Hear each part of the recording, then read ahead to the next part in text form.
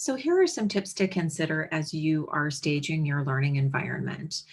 Don't forget to find out the languages that are spoken by your children and really focus your classroom staging with those languages in mind. You might find bilingual and monolingual books in each of the children's languages. Wordless books are a great tool to use with children. It allows them to practice language skills by describing what they see and sharing a storyline, putting a storyline together in their own words in home language and in English. You might look for storybooks on tape or on audio of sorts so that you can hear the correct pronunciation of the languages of the children, and certainly they have opportunities to practice as well.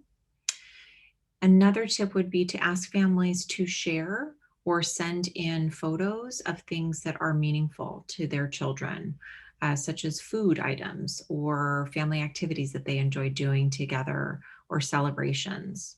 And that these can be displayed on posters or in different ways throughout the room. You can make displays and you can even create class books together that really help children relate. Don't forget labeling, really important that we reflect the languages represented in our learning setting. Ask families or volunteers or staff to help with the proper and phonetic spelling. So oftentimes we'll put a label on, and if you don't speak the language of the child, it's wonderful to have in smaller print the phonetic print so that if you forget how to say it, you've got the phonetic map that will guide you.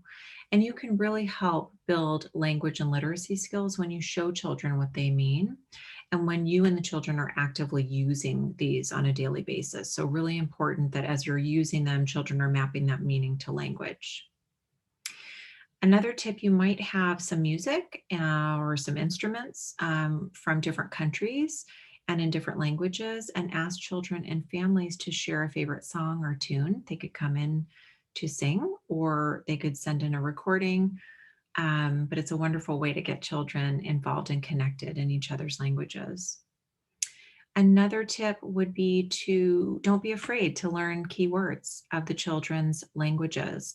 Having 10 to 20 keywords helps them feel welcome, valued, they're safe, and they're much more comfortable sharing from their very first day if you have this welcoming approach and a way to communicate a few keywords. So you might try starting with some high frequency words like greetings, um, washing hands, hungry, eat, drink, bathroom, yes, no.